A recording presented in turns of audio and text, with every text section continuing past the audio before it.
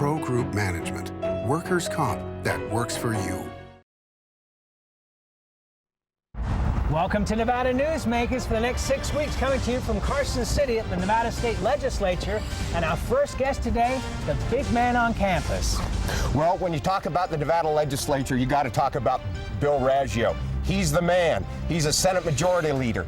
He's a leader of the Senate Finance Committee.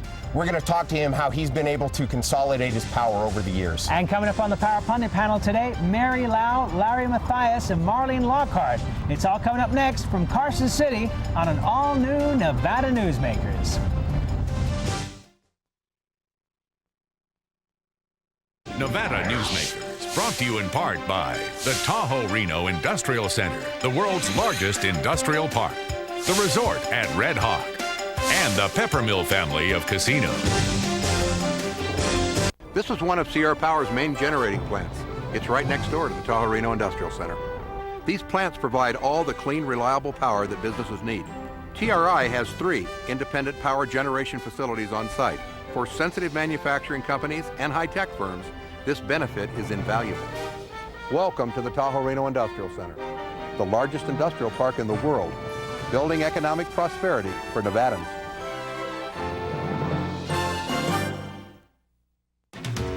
Since its creation more than a decade ago, the Southern Nevada Water Authority has focused on 3 goals: preserving water quality, improving water conservation in Southern Nevada, and meeting the community's current and future water needs. Through thoughtful planning, responsible management, and collaboration, it's succeeding. As we move into the 21st century, the authority continues to embrace sustainable water development and efficient water use. That's our promise to Nevada.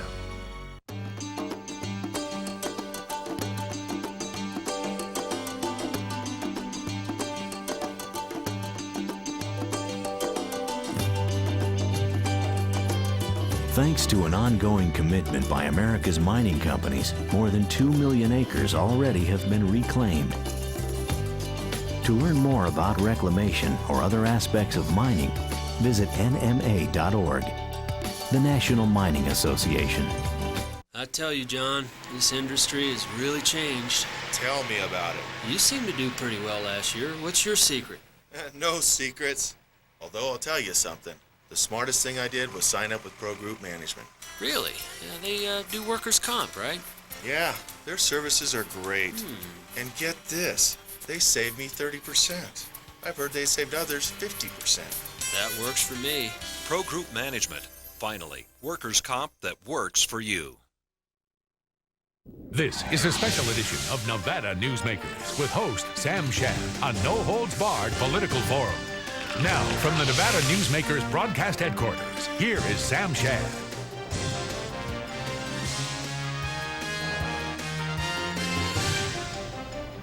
And as we start our coverage from the state capitol, we are very pleased to be joined by Bill Raggio, Senate Majority Leader. Welcome to the program, Senator. Good morning. Let's talk about the projections that the Economic Forum is going to come up with here in the next few days. What do you anticipate the size of the surplus being at this point? Well, we don't know for sure, and I've been following it very diligently. I would expect that somewhere in the neighborhood of maybe $100 million more than their projection last December. So what would that be as a total? Well, let me answer it this way. $100 million more than what was projected in the budget. However, since then, a lot has happened. We've got people that are coming to us and saying, you know, you need $200 million more that was left out of the distributive school account. Then we did property tax relief. So all of these factors come into play on the total amount. So it's not as large as a lot of the numbers that people are throwing out there. We have to make up, for example, some $44 million that we did in property tax relief. Then we have other bills that are now coming into finance out of taxation committees and into the Ways and Means Committee that take away revenue. So nobody can give you a number yet until we see the Economic Forum number, which will be higher than in November because sales and gaming tax have increased. But we also have to deduct potentially all of these tax relief bills that reduce revenue. So I can't give you a number. Well, Senator, do you think that bottom line is the governor's vehicle registration rebate for the citizens of Nevada, is that in jeopardy? It's not in jeopardy, it's in play. But again, that will depend upon the actual dollars that are available after we address the needs. Okay. We had Senator Ann O'Connell on the show a couple of weeks ago, and she said that she didn't think it was right that one person of your stature should be the Senate Finance Chair, the Senate Majority Leader, and she said in the 03 session, at the end of that, you became the de facto Senate Taxation Chairman. Do you think that perhaps that's too much power for one man? Well, I wasn't going to dwell on the last session. I think enough's been said about the last session.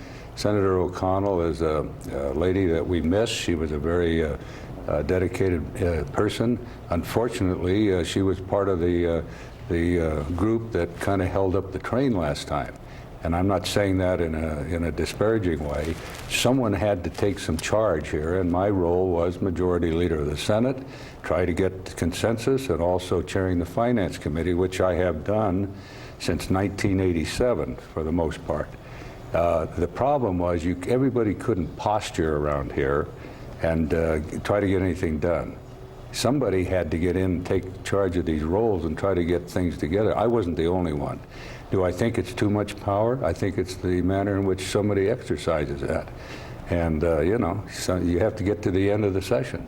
Do you think, excuse me, Senator, do you think if Senator O'Connell were reelected that you would still have those two roles today in this session? I'm not going to speculate on that.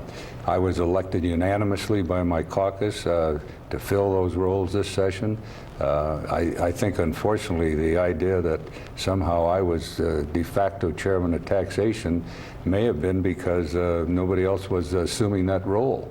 And I was trying to help get a compromise between the two houses. It's one thing to sit and posture and work our way into two special sessions. You had to get to the end of the session. And, you know, it's always easy to look back and say, I told you so. And I've had the occasion to do that many times, but I bit my lip because at the time you do what you think is right and what's necessary. And that's my idea of a responsible legislator. Anybody can stop a train. Anybody can derail something. But I think the big effort is to try to put together and reach a compromise, and that's what you have to do in a legislative body. That's what they have to do in Congress. The problem is today there's no civility. And that's what happened last time because of that attitude, because of the posturing, and somehow people thought this is going to help us get reelected next time. We lost civility in this process. Hopefully this session it's restored. You know, with the size of the surplus, even though you can't put an exact number on it, do you regret at this point having raised the taxes as much as were raised in the last session? I don't look back. At the time it was necessary. We had voids to fill. We had to act on the information we had. That's why we created an economic forum to tell us what the best projection is of revenues. We had to fill needs. No, I don't think it was the wrong thing to do. I think it was the right thing to do. And we'll do the same thing if I have anything to say about it this time. We are not going to raise taxes. We are not going to raise fees unless some disaster occurs between now and the end of the session, and that's a commitment. So people better quit biting and barking about what happened last session and fill their role and responsibility and do what we need to do this session. You know, some people are out there still posturing and saying, hey, we've got to cut this, we've got to cut that. Let's do our responsibility. The voters can decide when it's time to re-elect somebody whether they want to return that person. But too much posturing goes on in the legislative process. Let's take a break. More with Senator Raggio right after this timeout.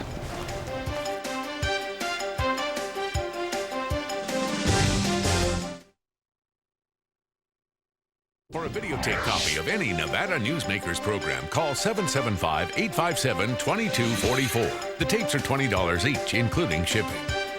If you own a business and want to maximize your company's potential, join the Retail Association of Nevada. Our membership benefits include the Nevada Retail Network Self-Insured Group, providing workers' compensation coverage that can lower your rates. That savings can go directly to your bottom line. We are an effective pro-business organization that lobbies on behalf of our business members. The Retail Association of Nevada, protecting Nevada businesses for 35 years.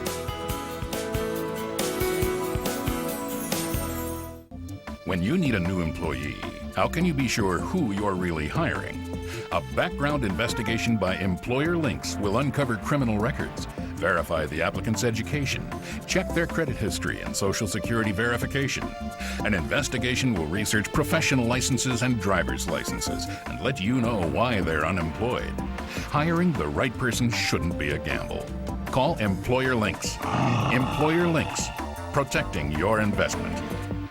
Reno's best dining values are all at one casino, the Pepper Mill. You can enjoy great savings on our popular specials. Pepper Mill's coffee shop offers daily lunch specials, low-carb dining, and all your favorite comfort foods. You'll find sensational lunch specials featuring Reno's freshest seafood, sushi, pasta, and more at Oceano.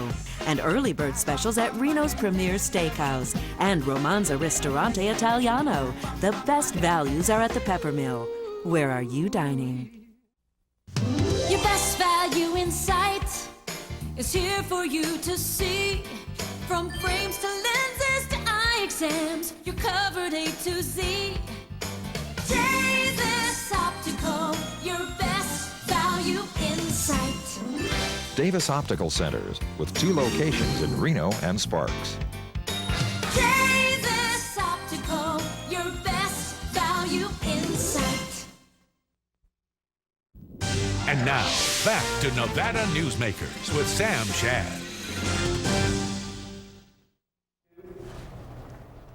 And back on Nevada Newsmakers with State Senator Bill Raggio, the majority leader. Bob Beers has been getting quite a lot of attention lately with his Taxpayers' Bill of Rights based on the Colorado model. What do you think about that? It's a sound good idea.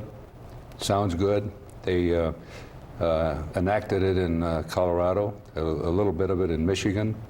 And the results are mixed. In fact, the governor of Colorado, Owens, who was a champion to get TABOR, they call it TABOR, control on spending, limits on spending, was a champion of this, and he's now out trying to get a moratorium on it for the next 5 years. That tells you something. So I think it's still better to let the legislature do this. They have to make the decisions and answer for them. And for the most part, I feel that people here are responsible. I think artificial limits of that kind on expenditures just are too tight, too controlling, and don't allow you to deal with emergencies. You can't go out and go to the voting public all the time, every time an emergency comes along. You know, it's interesting. With the increases in taxes over what was projected from 2 years ago, and I hate to go back to the past, but we're not really doing anything about the increases we're going to be seeing over the next several years. There's been no rollback of those taxes. Wouldn't that be a responsible thing to do? Well, there are some measures out there that roll back taxes. They've been passed in the Taxation Committee, and they're now in the Money Committees, and we'll take a look at that. But we first need to measure what our needs are, what our real needs are. I have a problem letting people who have mental health problems or any kind of a physical problem, disability, on long wait lists. I want to address some of those needs. If that makes me less of a conservative, say so. I'm a fiscal conservative, but I also am not going to be someone who just turns my head and says, tough luck. We're going to have to meet needs of people who can't otherwise help themselves.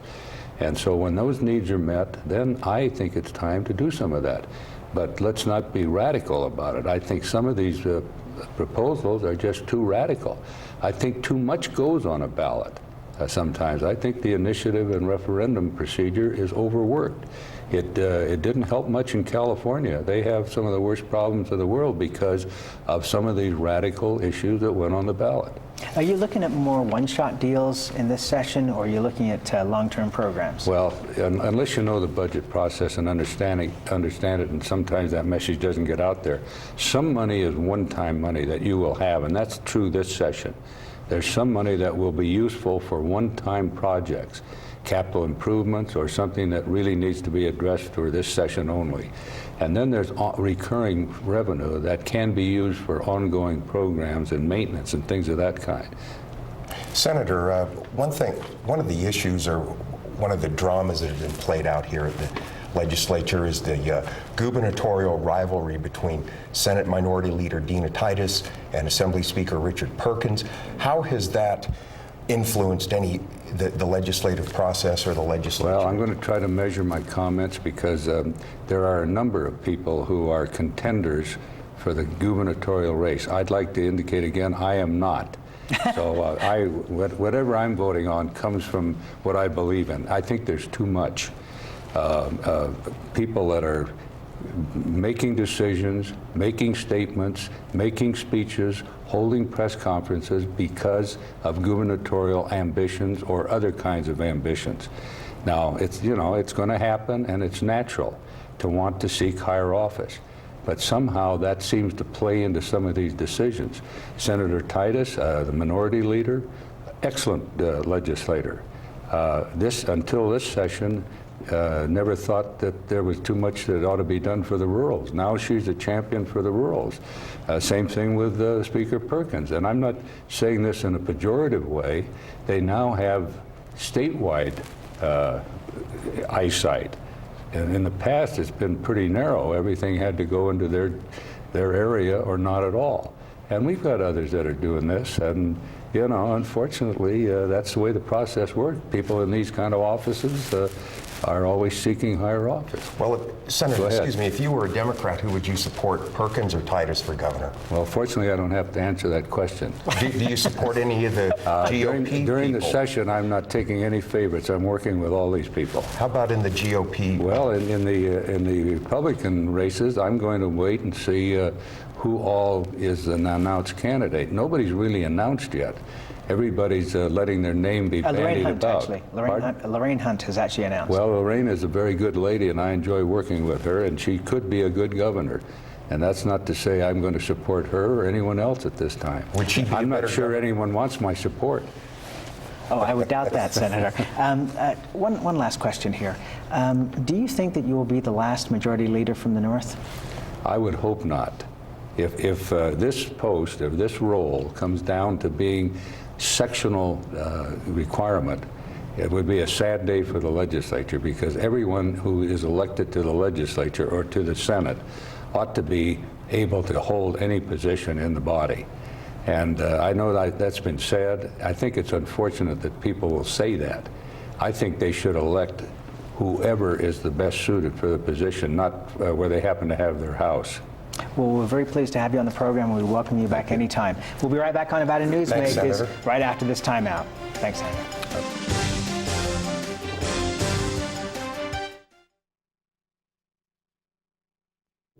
This is Nevada Newsmakers. Something spectacular has taken wing not far from Reno or Lake Tahoe, and never far from your mind. An escape of fine dining and legendary golf. Introducing the resort at Red Hawk. And at the center of it all, we've feathered our nest with new villas that have elevated Red Hawk to the status of a premier resort. The Resort at Red Hawk, a beautiful new arrival in northern Nevada.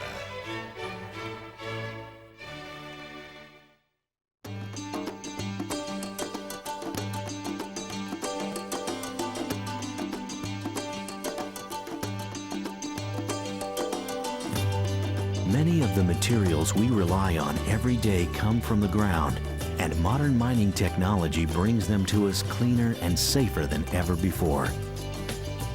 To learn more about America's natural resources, visit nma.org, the National Mining Association. So, who do you use for workers' comp? Pro Group Management. Ah, I've heard some good things about them. Oh, you bet. Employee background checks, safety training, claim seminars. Oh, and here's the great part. If you have an issue, they work for you, not against you. Sounds perfect. And expensive. Well, that's the best part. They saved me 30%. I've heard they've saved others 50%. Works for me. Pro Group Management. Finally, workers' comp that works for you. If it's fun, it's here at the Pepper Mill, the $100,000 video-themed slot celebration, with more winners each week, 100 random winners every Monday and Wednesday, and more cash prizes. $6,000 random drawings every Friday, plus chances to win up to $1,000 in free slot play on Mr. Money's Challenge. You'll have more fun with the Pepper Mill's video-themed slot celebration, now worth over $100,000. The slots that rock are at the Pepper Mill. Where are you winning? And now, back to Nevada Newsmakers with Sam Shad.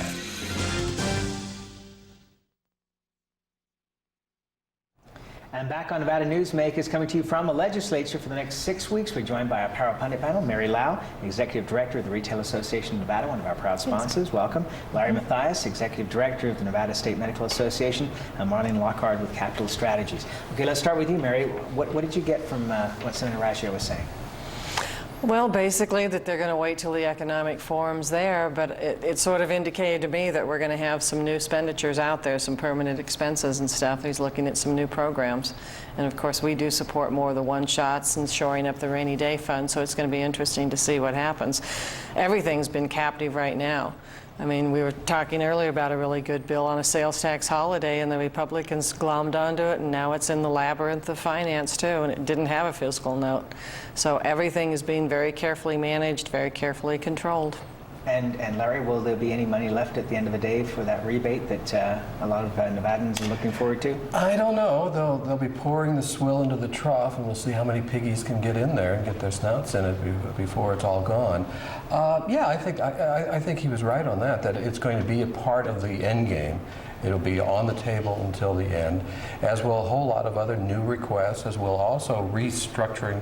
I mean, the budget obviously is going to actually be higher than it was originally proposed. So we'll see how that goes. But the entire budget process is really is another step into next year's campaign politics. Yeah, you can't leave the governor's proposal on the table without doing something with it. Oh, it's got. Well, I think everyone has to remember, like Senator Raggio said, there were huge holes in the budget, mistakes.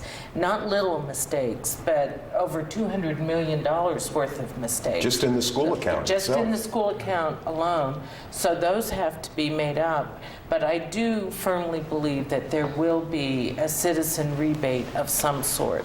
I'm not sure that it's going to be the DMV rebate, but I think that this legislature must return some money back. Well, you know, in a way, they already have with the property tax cap. That's correct. But the governor held out that. You know that I have to disagree there, because they're not giving anything back. They're just limiting the amount of increase. That's true, but it's Isn't there a difference there? Well, there's a huge difference. It's like saying you're cutting money from the amount that you were going to increase to begin with. You're not cutting anything. You're still saving taxpayers money. Exactly. They didn't shear the sheep, but there still may be some mutton on the table. But when you see where some of the proposals started, that was a significant. It was 6%. Right. That we started with. And to cap it at 3%, I think was a significant move in reducing that rate of growth. And we'll see if the taxpayers think it was. Right, but the thing about the governor's rebate, it's like a carrot on a stick. There's a lot of people that are now kind of depending on this $300 per vehicle. If they don't come up with something, I think we're going to have a lot of angry people that think that the governor misled them. Well, for Pete's sakes, I mean, it's like the holes that all of a sudden we've got mistakes. We've never had mistakes like that until we had all this money left over, supposedly. But this, you know, is not anything unusual. It always comes down, in the end, to the budget bills, the budget committees, and where the spending ends up. And that happens every legislative session. Bills and it just going keeps in, increasing. And, I mean, this is not any new revelation this session. No, but the new wrinkle is how advanced the campaigning for the next election cycle is, and how everything that is done here is really part of somebody's campaign. And that's our fault as voters. I take exception to that. Oh, isn't it? Wouldn't you like some but it's true. statesmen, though? You know, where they're just the policies more considered? I think we saw one of the last statesmen. I think we saw the change in the generations. Senator Raggio is of that era of public officials that separates the campaign process from the governing process. But it used to be that we as voters rewarded those who were public officials for governing well. We now reward them for campaigning well. And so we see permanent campaigns. We see bills being introduced not to pass, but to be able to be used for campaign fodder. We see proposals for the budget, not because they think that they're going to be budgeted or that they're not going to be budgeted, or programs are going to be cut or they're going to be gamed, but rather that they can be used in campaign literature. I think that we've gone a long way down the trail of a permanent campaign and of how you do in campaigns being far more important than how you do as in governing. You know, it's interesting. I believe in Britain it's still 6 weeks is the entire election cycle to elect a new prime minister and a government. Do you get to some point where there's a revolution amongst the public who are just sick to death of this unending campaign material? I mean, we're already seeing, you know, the left is getting much more organized now with MoveOn.org and America Coming Together and George Soros, that they're putting money out already. Oh, that's all it is. I mean, that's all it is media campaigns and manipulating information, manipulating bills. Yeah, the growth of the initiative process is what people do when they get frustrated that the system isn't working the way they want to. That a lot of people who feel disenfranchised during the election process because of the way the parties can't work together, can't get things done that are important to people, Many of now the go outside that initiative system. petitions are one side or the other's campaign issues as well. Oh, to have that on absolutely. the ballot. Yes. That's all part of the process. Education First is a good example. Prop 13 by Sharon Ingle is another Exactly. Those are campaign issues. Well, the minimum wage. And that's where we got to leave it. We'll be right back on Nevada Newsmakers after this. It's part of the permit.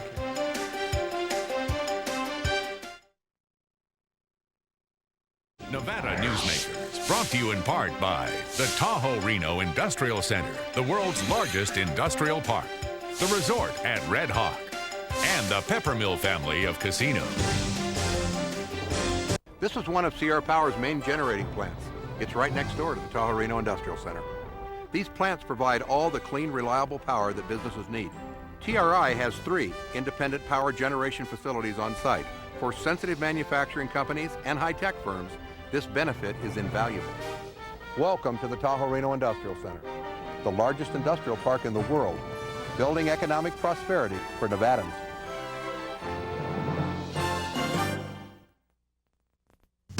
Your best value in sight is here for you to see. From frames to lenses to eye exams, you're covered A to Z. Davis Optical, your best value in sight. Davis Optical Centers, with 2 locations in Reno and Sparks. Davis Optical, your best value in sight. If you own a business and want to maximize your company's potential, join the Retail Association of Nevada. Our membership benefits include the Nevada Retail Network Self-Insured Group, providing workers' compensation coverage that can lower your rates. That savings can go directly to your bottom line. We are an effective pro-business organization that lobbies on behalf of our business members. The Retail Association of Nevada, protecting Nevada businesses for 35 years.